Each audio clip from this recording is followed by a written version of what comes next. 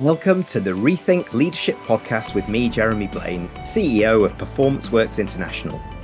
This podcast is grounded in business, digital, workforce, and leadership transformation for our times. My aim is to initiate conversations with experts, leaders, professionals who've got a story to tell and who we can all learn from. Please subscribe to my YouTube channel or simply go to performanceworks.global to access all the episodes to date. I'm sure you'll find something of interest.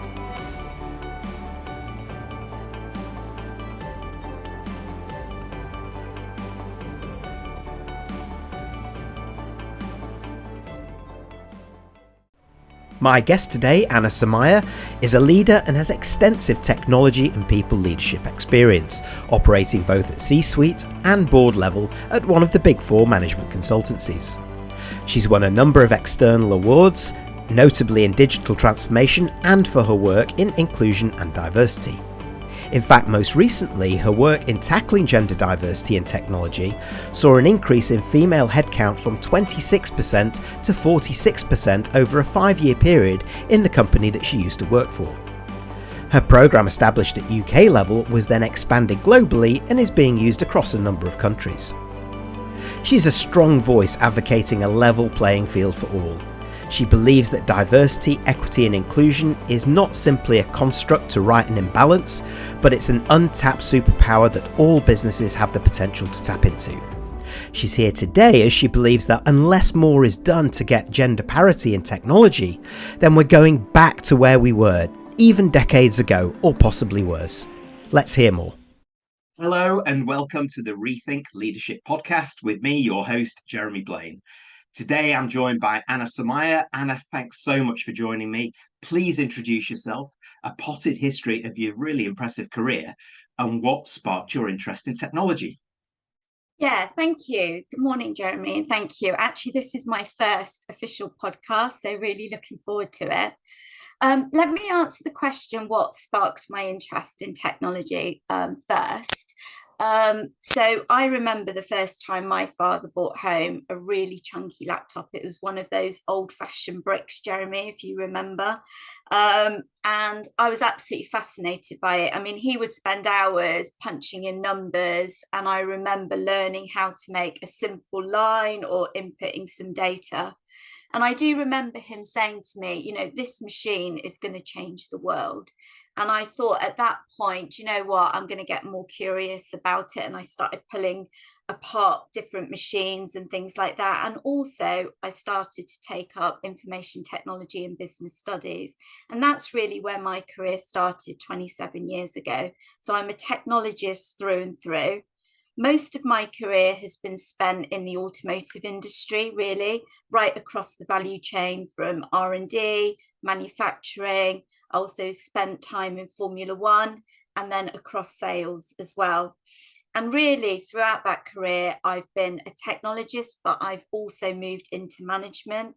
I've deeply got involved in business transformation and also learn a lot about culture as well. For example, Formula One taught me about succeeding in a really high pressured environment and the importance of really reliable, high quality IT. My final 4 years at Honda was where I took on my biggest role as the C-suite, leading technology across 28 countries across EMEA. And I remember actually Honda celebrating the first woman on the board at the age of 65. And whilst that was a celebration for so many, it was an eye-opening moment for me to go, actually, I need to move on. I'm not waiting till I'm 65 to get on the board. And that's when I got headhunted to go and move to KPMG.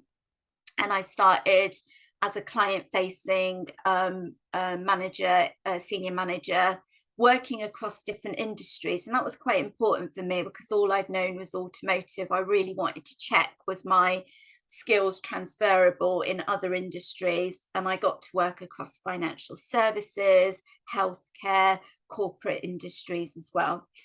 I also did some fantastic roles at KPMG. I got asked to be a people leader, looking after a large number of people and learning the business operations of a professional services, especially a big company like KPMG.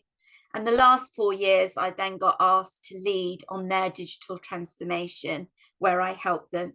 And it was actually at KPMG where I founded their signature program, getting more women into technology, called IT So Future, which I'd love to talk a bit more about in a little while.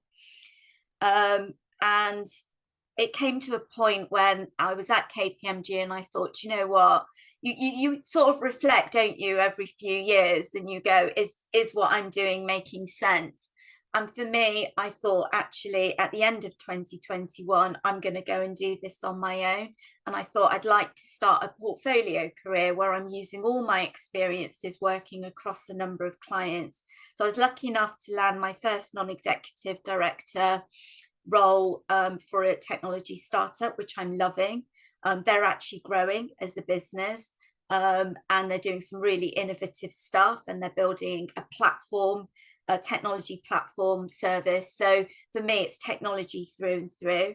I'm also a trustee for a homeless charity, which is in the heart of Swindon. So I really feel like I've got a sense of purpose there, helping our community. And I'm an independent consultant, so working across a number of clients. I'm also a mentor to 5 ladies today. And I'm just about to start my own business, Jeremy, a charity which is really focused on something that I'm most passionate about and what keeps me awake at night, which is about getting more girls into technology. And I really feel like I need to pay that forward. So overall, that's my career. I love what I'm doing. It doesn't feel like work anymore, and it actually does give me a sense of purpose. Wow, and I suddenly feel like I've achieved nothing Oh, in my life or my career. Wow, a multifunctional technologist, leader. I love that point actually that you raised with Honda, you know, that yeah. eye-opening moment. It's been 65 years and here's the first woman on the board, and how enlightening for some that would have been, but how kind of scary for others thinking, I'm not waiting till that. I think I really get your point on that It one. was a dark day for me, but a celebration for so many. And it was at that point that I just thought, no, not for me.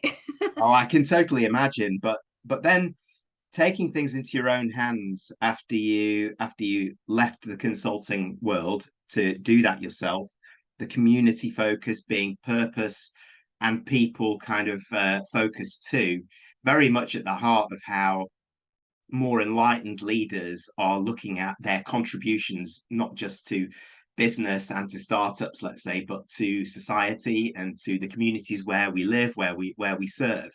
So maybe we'll go into that in a little bit further later on, your charity. I'd love to find out a little bit more about that.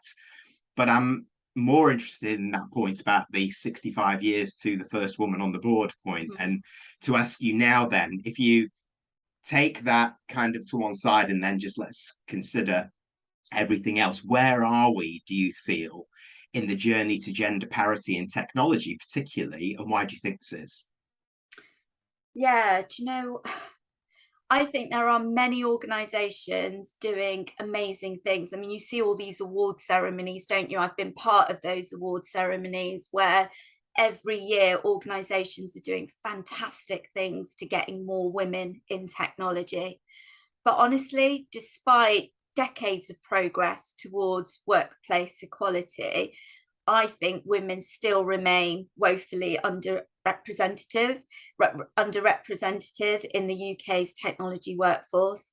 I mean, if you just look at the numbers, you know, we've got 47% of women in the labour workforce today. Only 26% of those are in technology, and 5% of those are in leadership positions within the tech industry. And the big worry for me is the imbalance doesn't seem to be kind of being readdressed. If we look at university figures, there's still just a very small number of women taking up computer science at university. And with the fact that the tech industry is the 3rd fastest growing industry, we know the demand for technology is increasing significantly, but the supply of diverse digital talent just isn't there. And your question is, why do I think that is? I just don't think we're attracting girls particularly into technology. We know that gender bias kind of starts at school and continues through every stage of a girl's life. Gender socialization, for example, in the different ways that boys and girls perceive the world around them, you know, and particularly the fact that there's gender stereotypes, societal expectations. You know, girls don't want to split up from their friends at school, and therefore there's a lack of willingness to study technology. We've heard time and time again that the academic curriculum is really focusing on things like the hard skills in technology, coding and things like that.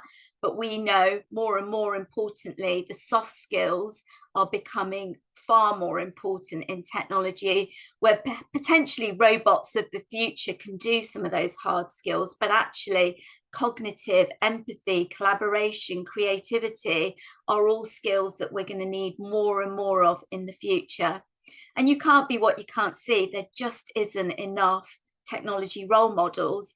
I think it's a major barrier in terms of girls wanting to go into technology, and it sort of re-emphasizes those stereotypical views that girls have of who works in technology.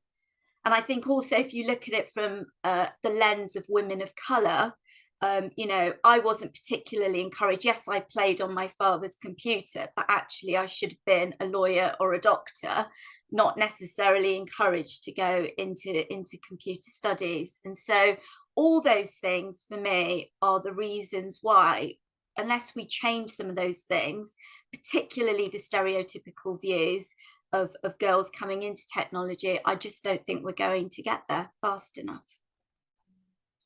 Yeah, so many things resonate there. And I'm beginning to understand the roots of the charity that you're setting up and going to drive forward here too.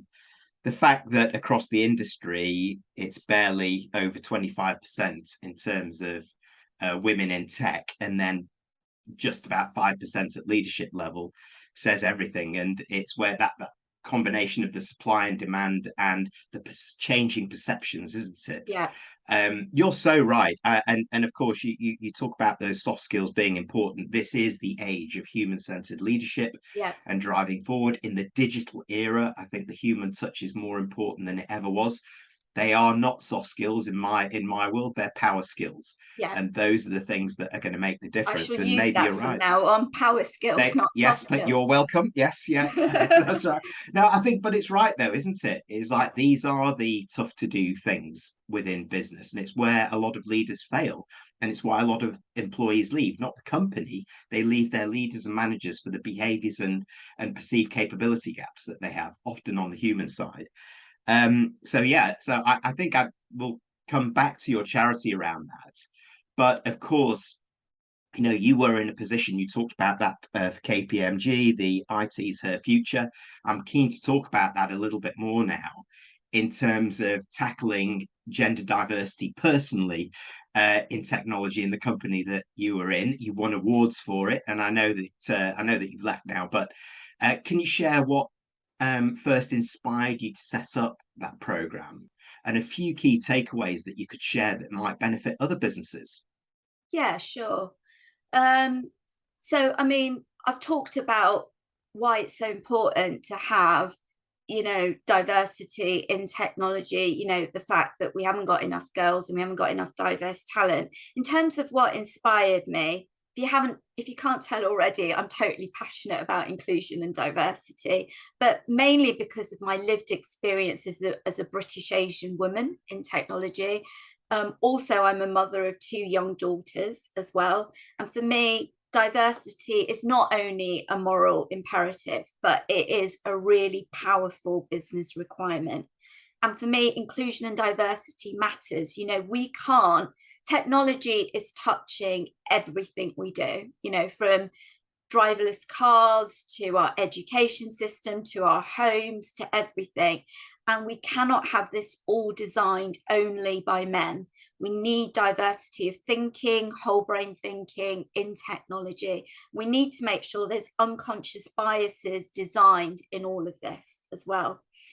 And when I thought about setting this up, I looked at the future really, and I was sort of at the time targeting 2025. My charity's looking at 2030, which isn't that far away really. And we know the workforce is changing. The workforce by 2030 is going to have 17 million more women in the workforce. UK is set to be the most ethnically diverse country by 2030. And therefore, we need to ensure that we've got equal opportunity for all of these individuals. And we've got fairness. You know, women should not be missing out on a career in technology that pays particularly well. It's got longevity, it's got purpose and meaning behind it. And actually, it really taps into some of those power skills that women are inherently very, very good at. For example, I use the right word there, power skills, not soft skills. So whilst the workforce is changing, and I've talked about the world changing, needing technology in everything that we do, every industry, every part of our lives, we're just, with the demand going up, we're just not attracting enough talent. And that's why I set up IT's Her Future. And that's why I continue to set up the charity, because even though I've left KPMG, the passion and the need and the demand to bring in diverse digital talent hasn't disappeared. In terms of some of those key takeaways, I have left KPMG, but I'm happy to share with you some powerful things that I set up. You know, we went from 26% of women in technology to 46% by the time I'd left. And we won multiple awards for it. So just a few key takeaways. When I joined KPMG, it was 2015. I didn't establish the program till 2016. And one of the first things I did was watch. I came in and I looked around me, and we had loads and loads of networks. And I joined a lot of the networks. And when I wanted to get involved and make a difference, it wasn't that easy because there was so many people already doing things around it. And I thought, one of the conscious decisions I made is I'm not going to set up a network. I'm going to set up an action group. So whoever joins, and that change, slight nuance change of a network versus an action group is quite important. Whoever joined IT's Her Future had to act. It doesn't matter whether you were a partner, whether you're a graduate, you needed to do something on it. Therefore, you're not there just to listen, you're there to take some kind of action. For people to take action, you need to have a strategy and you need to have a direction that's set. So one of the first things I did was look at the data. What is the data telling me? Where are we bringing in talent? Where are we losing talent? You know, what is the feedback in terms of our surveys, our employee satisfaction surveys telling me? And also I did a lot of interviews. You've got to remember that minority data doesn't always tell you enough. You need to interview to get the hearts and minds of people and really appreciate what's really going on the ground.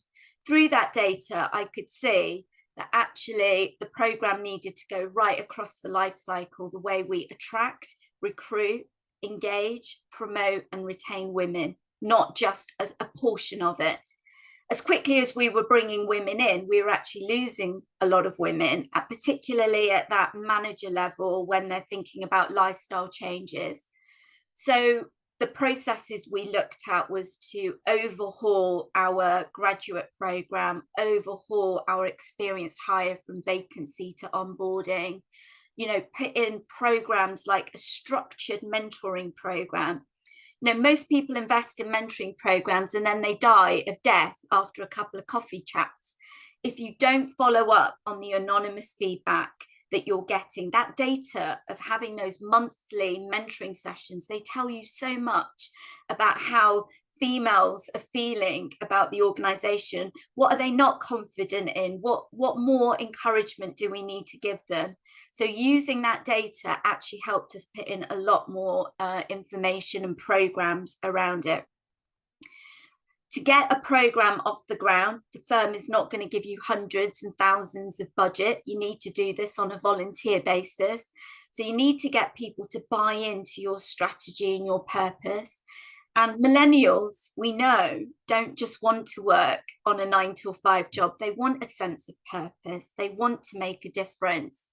But equally, you need to empower these millennials. So one of the things that I did was really go on a massive campaign to bring in the millennials, our new graduates that had just joined the firm, to come and help me with this program, but equally give them some kind of empowerment and a safe place to practice lots of skills that they wouldn't necessarily do on client facing. At client facing, they might be taking the minutes or a PMO activity. Actually, in this program, they were leading work streams, they were negotiating, they were learning how to be influential and strategizing. So lots and lots of things.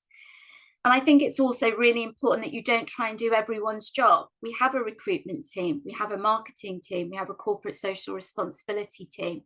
My program is the voice of women, but it's there to almost say one size doesn't fit all. Let's work together to make sure that we change processes and challenge status quo. But guess what? Recruitment, you're going to have to make this sustainable and operationalize it across the business. So don't try and do everybody's job. Make sure the men are your biggest allies and they're really behind you. Make sure it's in everyone's scorecards. From partners all the way down to graduates, and you're recognizing the difference and the contribution they're making. And then finally, it's about celebrating successes, really showcase those role models, tell those stories of people that are working flexibly, really celebrate the contribution through putting nominations through on these award ceremonies and making sure that we really celebrate that both internally and externally. Hopefully that gives you a few tips and tricks that worked for KPMG and would work for other businesses as well. Well, I think it's more than that, Hannah. It's a fabulous blueprint, in fact, for success. And I go back to almost the very first thing that you said in response to this, which is underpinning this with a mindset that diversity is a moral imperative, and it's also a business driver.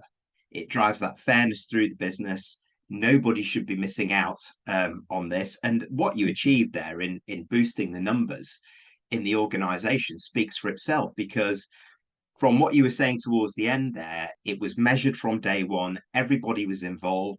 You understood that male allyship to advocacy was really important as a driver in this as well. You understood the audience that could take this forward to make it so action orientated, and how it fit into modern business in terms of being purpose driven, but far more driven by an age of empowerment within our organizations. The power is not just in the hands of the few or the one. So there's some amazing things there for organizations that are struggling with this or have a big opportunity in this, to really have a checkbox if they listen and then move forward with it. And I'm sure they'll want to get in touch. So very happy to help any organizations on that as well. I am actually helping a couple of organizations with their diversity and inclusion right now, and using my experiences, I'm very happy to help anyone that reaches out. Yeah. Well, and I'll capture your details at the end here, Anna, as well. So to pick your brains then on that, what else can we do, in your view, to motivate more women into technology?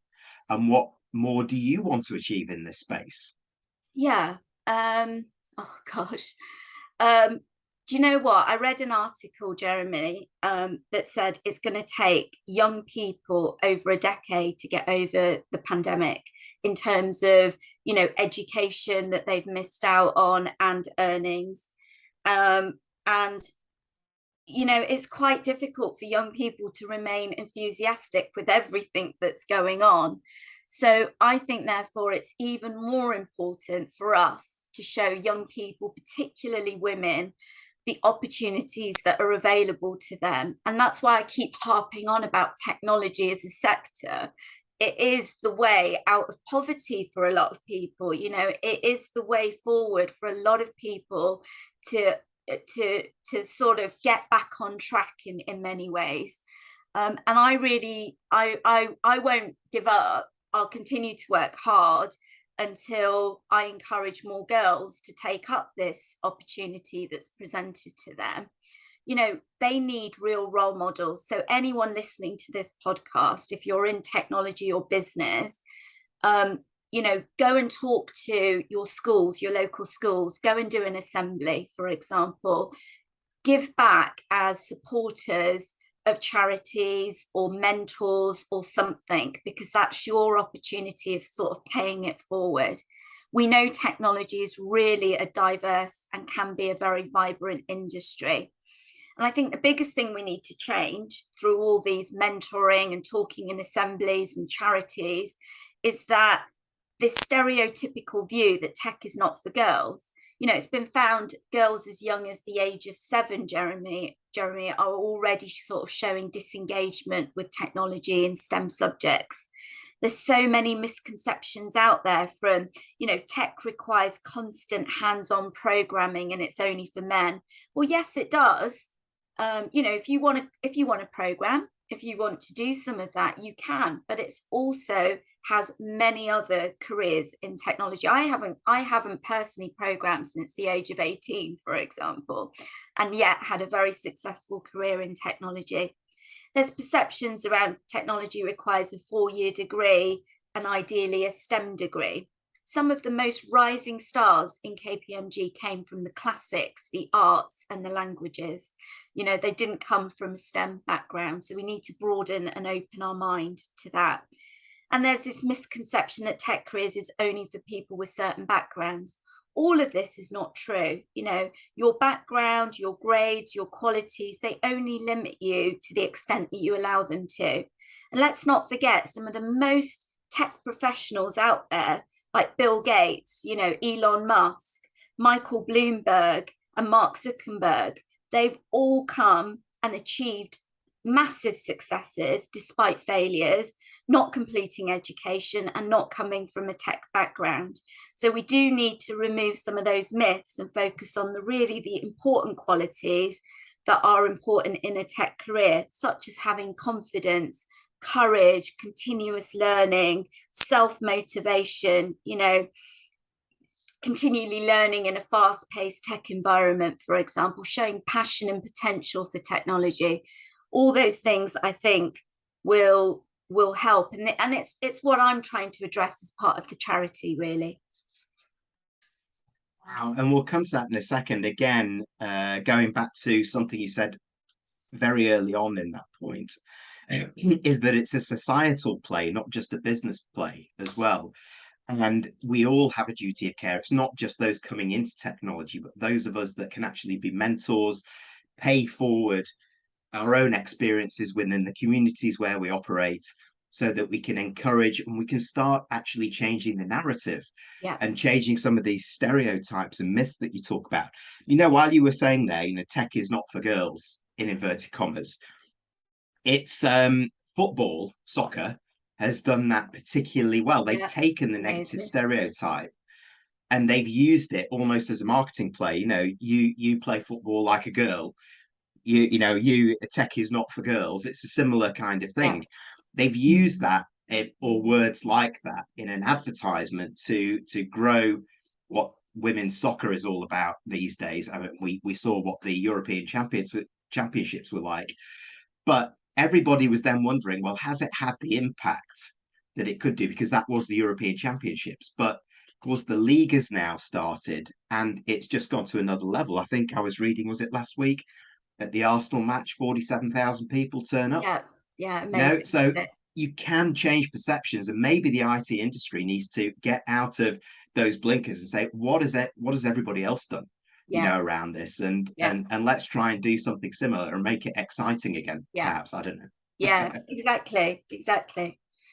Well, you mentioned your charity there, and I was going to ask you what we can expect from you over the next couple of years. And I suspect, because now you're going to be the CEO of this charity too, you're on your boards that you do.